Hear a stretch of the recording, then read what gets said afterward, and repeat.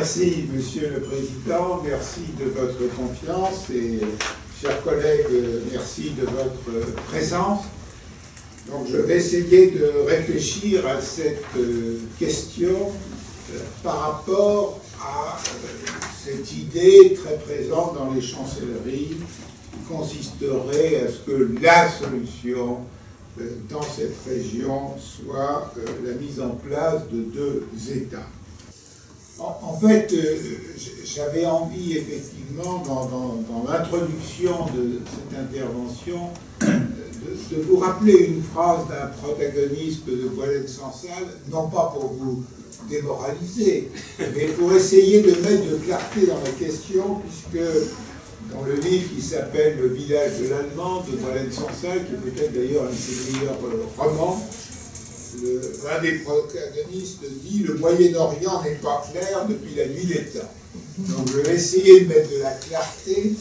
Et le premier élément de clarté, c'est bien sûr de préciser le champ géographique.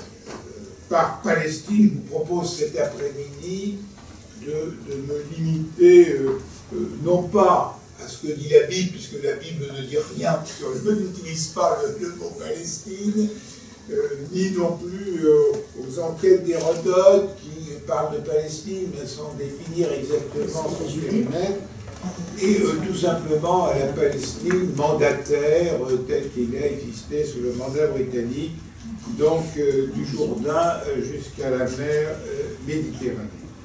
Et il me semble que ceci suppose d'évoquer deux questions. La première question, c'est que lorsqu'on regarde la situation géopolitique de cette Palestine précédemment mandataire, on est obligé de constater qu'il y a un seul État et un seul. Et donc il faut essayer de répondre à la question, mais pourquoi? Pourquoi un seul État et pourquoi un seul?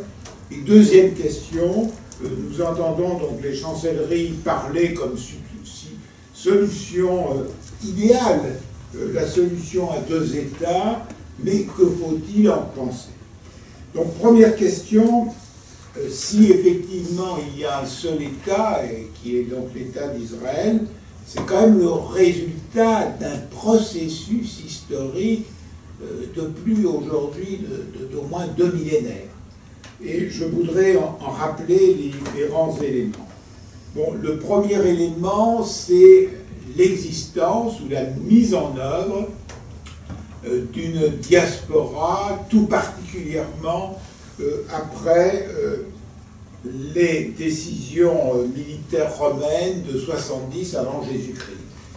Et là se crée effectivement un événement nouveau, c'est-à-dire l'invention d'une diaspora. Je vous rappelle en effet que dans les dictionnaires, jusqu'à la fin du XXe siècle, le mot diaspora est en majuscule, avec un D majuscule, et ne concerne que la diaspora juive. Ce n'est que depuis la fin du XXe siècle que l'on parle de diaspora au pluriel, et donc on va avoir, tout particulièrement après 70 après Jésus-Christ, une répartition des Juifs qui habitaient en Palestine vers le Moyen-Orient, vers l'Afrique du Nord, ou encore vers l'Europe. Or, cette diaspora, contrairement peut-être à d'autres, va conserver le souvenir de son lieu d'origine et donc va être conduite à travers des écrits, à travers des livres comme celui que je vous montre, qui date déjà de plusieurs siècles, à se rappeler l'histoire de leur lieu d'origine, la disparition du Second Temple, etc. Bon, cette diaspora va continuer effectivement, tout en se rappelant son lieu d'origine, de vivre pendant presque 20 siècles dans les pays où elle s'est installée, mais vont se dérouler avec le développement des nationalismes au XIXe siècle, un certain nombre de pogroms, tout particulièrement en Europe orientale, et ces pogroms qui sont limités en Europe orientale donnent l'impression à cette diaspora qu'il n'y a pas de risque d'antisémitisme en dehors de l'Europe orientale. Donc on va avoir un certain nombre de juifs d'Europe orientale qui vont quitter ces régions pour aller vers l'Europe de l'Ouest, pour aller vers l'Amérique du Nord, par exemple. Et donc le changement structurel, et la France en assume une responsabilité considérable, c'est l'affaire Dreyfus. Puisque nous avons donc ce journaliste autrichien d'origine juive, Theodor Herzl, qui vient à Paris pour couvrir le procès Dreyfus. Et il en conclut effectivement à un sentiment inversé, c'est-à-dire que pour lui la France était le pays des droits de l'homme, donc c'était le pays qui avait le premier dit mais enfin les juifs sont des citoyens comme les autres, à condition qu'ils ne fassent pas nation, bien entendu, donc déjà au moment de la Révolution française. Il découvre que même dans ce pays des droits de l'homme, à travers l'affaire Dreyfus, il y a un certain antisémitisme. Et cela va le conduire à penser, et donc c'est son favori sur l'État juif qui est publié en 1876, qu'il faut trouver quelque part dans le monde une terre où les juifs pourraient vivre en paix, puisqu'il n'y a pas de région où, malheureusement, ne règne pas l'antisémitisme. Alors il va entreprendre, comme vous le savez, des démarches à la suite de son livre sur l'État juif. Il y a un certain nombre de projets qui vont être mis en œuvre, donc, notamment un projet en Ouganda, d'ailleurs, etc. Et puis, finalement, les Juifs vont se mobiliser en 1897 avec le premier congrès sioniste qui se réunit à Bâle, et avec l'idée d'acheter des terres dans cette Palestine, qui n'est pas encore mandataire à l'époque, où des Juifs vont commencer à aller s'installer. Cette installation de Juifs donc dans la Palestine va évidemment se développer avec la fin de l'Empire ottoman, et l'on va voir effectivement une progression de la population juive dans cette région, même si la majorité des populations restent des populations musulmanes, et même s'il existe bien sûr des populations d'autres confessions, et notamment de confession chrétienne, sans oublier les Druzes. La montée du nazisme crée à nouveau une nouvelle impulsion vers le désir d'un certain nombre de Juifs de quitter l'Allemagne, en l'espèce, et de rejoindre cette région, d'où l'achat de nouvelles terres. Et enfin, si je puis dire, nous avons évidemment le génocide commis par le Parti national socialiste, la découverte des camps d'extermination, et ceci va conduire ou accentuer l'idée qu'il n'y a pas de possibilité pour les Juifs de vivre en Europe, et donc un certain nombre d'entre eux vont souhaiter rejoindre la Palestine géographique. Ce phénomène va être mondialement amplifié par l'affaire de l'Exodus, c'est-à-dire le refus par les Britanniques de voir s'installer en Palestine mandataire des Juifs rescapés de la Shoah, qui va être un événement absolument majeur dans l'histoire de l'humanité. Et tout ceci donc va se traduire en novembre 1947 par le plan de partage de la Palestine proposé par l'ONU, étant précisé que ce plan de partage a fait l'objet d'un refus de participer aux négociations du grand moufti de Jérusalem. Et donc on arrive à ce plan de partage de 1947, dont vous voyez la carte ici, dont on peut contester le contenu, le problème n'est pas là.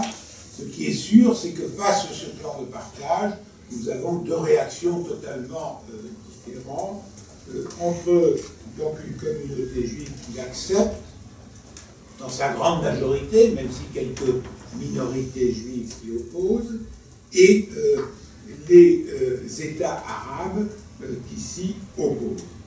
Donc on en arrive à cette solution que si en 1948 il n'y a qu'un État dans cette région de Palestine ex-mandataire, c'est bien parce qu'il y a un côté qui a accepté de créer un État et un côté qui l'a refusé. Donc depuis, eh bien, je ne résumerai pas une situation que chacun connaît ici, eh bien, nous sommes quasiment en guerre permanente. Certes, si on veut faire l'inventaire détaillé de tout ce qui s'est passé depuis 1948, on peut distinguer 11 guerres différentes, mais en réalité, on a une quasi-guerre continue, avec des périodes d'intensité militaire et des périodes, je dirais, de parenthèse partielle, qui prouve bien que depuis 1948, aucune solution durable n'a été mise en place et que les tensions géopolitiques n'ont jamais été résolues.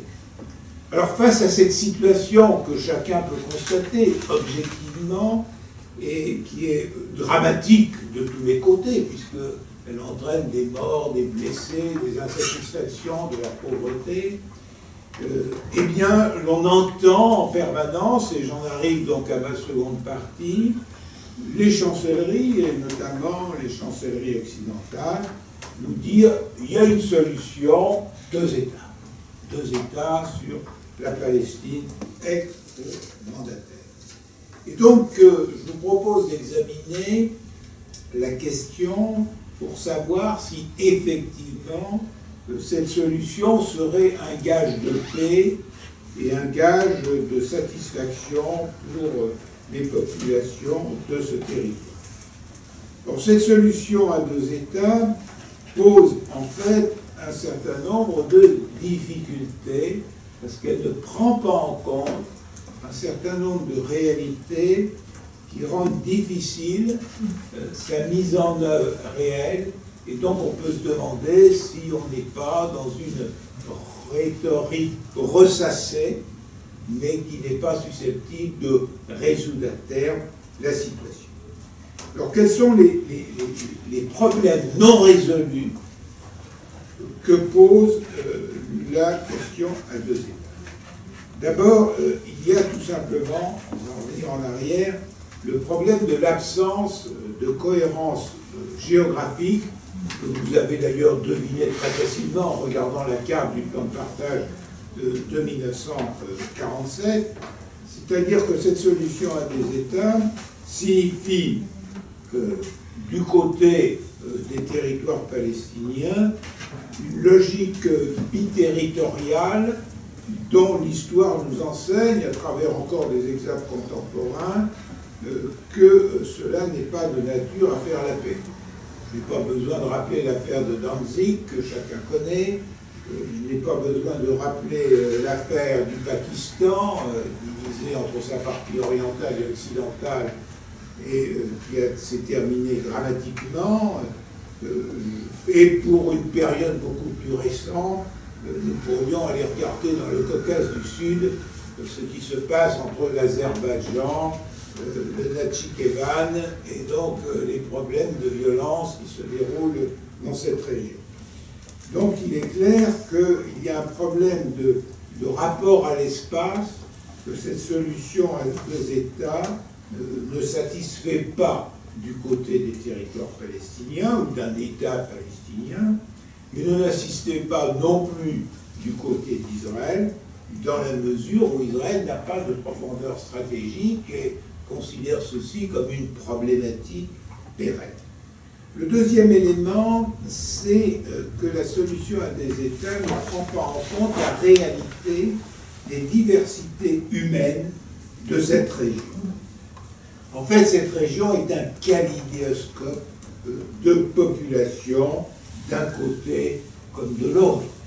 Du côté de ce qu'on appelle les territoires palestiniens, il faut quand même rappeler les différences de population qui habitent, que ce soit d'un point de vue religieux, d'un point de vue ethnique ou d'un point de vue historique. Je vous rappelle d'ailleurs que jusqu'en 1988, la Jordanie considérait que la Cisjordanie faisait passer partie de la Jordanie, et l'a fait effectivement partie jusqu'en 1967, que du côté d'Israël, nous avons des diversités de populations phénoménales. Bon, bien sûr, il y a les Druzes, les Israéliens arabes, les Juifs, au sein des Juifs, entre les ultra-orthodoxes, les laïcs, etc., entre les séfarades et les askénazes.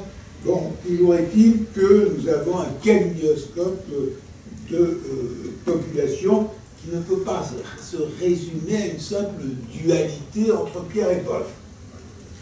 Troisième élément, à supposer aussi une partition, cela se ferait probablement selon une logique de frontières imposées. Or, est-il possible de s'identifier à des frontières imposées? Nous voyons bien que du côté des territoires palestiniens, nous avons des populations qui, en grande partie, ne comprendraient pas que les frontières actuelles soient des frontières fermées compte tenu de leur histoire propre, et que côté israélien, nous avons un peu un discours semblable, même si ce discours varie selon les partis politiques de ce pays. Quatrième élément, une partition ne résout pas l'absence de larges possibilités de circulation. Je vous rappelle en effet que lors du plan de partage de 1947, l'ONU avait souhaité la création d'une union économique dans le cadre de ce plan de partage. Or, manifestement, une partition actuelle, dans le rapport de force actuel, ne signifierait ni la libre circulation des marchandises, ni la libre circulation des capitaux, ni la libre circulation des travailleurs. Donc vous voyez, donc, cela signifierait des frontières closes et pas des frontières ouvertes, tout ceci étant défavorable, bien sûr, au développement économique de cette région. Il faut ajouter, bien entendu, que la partition, telle qu'elle est évoquée par les chancelleries, ne règle pas le problème d'une autre guerre, qu'on nous dit dans cette région, qui est en fait la guerre migratoire. La guerre migratoire avec, d'un côté, un État d'Israël qui n'a cessé de vouloir renforcer son poids démographique relatif dans la région. Le plus bel exemple ayant été ce qui s'est passé à la fin des années 1980 avec le retour d'un certain nombre, l'arrivée plutôt d'un certain nombre de juifs du RSS ou de l'ex-URSS, puisque les rabbins eux-mêmes ont accepté que les avions atterrissent en Israël le jour du Shabbat, à condition évidemment qu'ils ramènent des juifs de l'ex-URSS ou de l'ex-Russie. Et concernant les territoires palestiniens, là aussi, la guerre migratoire, c'est entre effectivement des pouvoirs qui souhaitent conserver leur population sur place et d'autres pouvoirs qui gênent la mobilité. Je rappelle par exemple que pendant que l'Égypte gouvernait la bande de Gaza de 1948 à 1967, l'Égypte refusait évidemment toute migration entre Gaza et l'Égypte, donc toute liberté migratoire en la matière. Cette guerre démographique perdure, et elle pourrait perdurer même en cas de partition telle qu'elle est évoquée. Mais à cela s'ajoute évidemment la guerre démographique. Nous sommes dans une région qui a un régime démographique tout à fait exceptionnel. C'est une exception dans le monde. C'est-à-dire que nous n'avons aucun autre pays en monde qui a une fécondité aussi élevée malgré un taux de mortalité infantile aussi bas. C'est une anormalité par rapport à tous les processus de logique démographique. Alors, il y a beaucoup de raisons à ça. Il y a d'abord, je dirais, l'idée d'un certain nombre de juifs ultra-orthodoxes qu'il faut avoir beaucoup d'enfants pour rattraper ce qu'ont été les crimes de la Shoah. Et puis, côté palestinien, nous avons effectivement le fait que l'enfant supplémentaire coûte peu à une famille dans la mesure où, quand il s'agit de personnes qui ont le statut de réfugiés, les coûts sanitaires, les coûts éducatifs sont pris en charge par la communauté internationale à travers l'UNRWA. Et donc c'est ce qui explique cette situation tout à fait atypique en termes de régime démographique. Enfin, dernier point, il faut s'interroger aussi sur les enseignements de l'histoire, sur les partitions. Est-ce que les partitions de population n'ont-elles pas souvent conduit à des solutions qui n'ont pas été pérennes? Nous pourrions citer l'exemple de Chypre, où donc depuis maintenant les années 1960, la partition n'a abouti à aucune paix souhaitable. Je pourrais citer aussi l'exemple de la Bosnie, où là aussi on est très loin d'une situation de paix, c'est le moins que l'on puisse dire. De même avec la question du Kosovo, de même avec la question du Caucase du Sud, avec le Haut-Karabakh. Et quant à des traités dont on pourrait penser qu'ils sont parvenus à une partition satisfaisante, comme le traité de Lausanne de 1923, je suis obligé de constater que M. Erdogan, un siècle après, met en question le traité de Lausanne de 1923. Et donc là aussi, la partition qui a mis la Thrace orientale en Grèce, etc., un certain nombre d'îles de la mer Égée du côté turc, n'a pas résolu de façon définitive la situation. Donc le résultat de tout ceci, et c'est ce que je vous propose en conclusion, c'est qu'en fait, nous sommes dans une situation que l'on peut appeler de guerre permanente, même si l'intensité de cette guerre varie selon les périodes, et même si, bien entendu, depuis le 7 octobre 2023, l'intensité de la guerre a été particulièrement forte. Et donc, cette guerre, elle se trouve en fait sous des formes démultipliées, avec une nature déspécifique. Ce que je veux dire déspécifique, c'est-à-dire que nous avons eu des périodes d'histoire où les guerres étaient claires. D'abord, il y avait des déclarations de guerre, ce qui n'existe plus aujourd'hui. Il y avait des décisions clairement de cesser de paix. Et donc, face à cette situation, il me semble qu'il faut sans doute s'interroger sur cette formule a priori rationnelle qui serait d'arriver à une formule à deux États et réfléchir à une solution alternative qui certes évidemment peut être considérée comme utopique, mais je pense qu'il vaut mieux l'utopie que la guerre. Et donc en conclusion, ce que je vous proposerai, ce serait la réflexion sur une formule confédérale qui permettrait de trouver une situation qui satisfasse l'ensemble des populations de ce territoire. C'est dans ce domaine qu'il faut réfléchir. Et d'ailleurs, c'est un peu ce qui, indirectement, ce qui avait été évoqué dès 1947, avec l'idée de faire de la ville de Jérusalem une ville internationale. Au-delà de ceci, une formule confédérale serait de nature, effectivement, à pouvoir pacifier. Faut-il encore que la volonté des acteurs géopolitiques puisse aller dans le sens, et notamment des acteurs géopolitiques internationaux, ce qui suppose qu'ils abandonnent ce mythe d'une solution à deux États qui ne peut malheureusement pas conduire à une paix durable. Merci.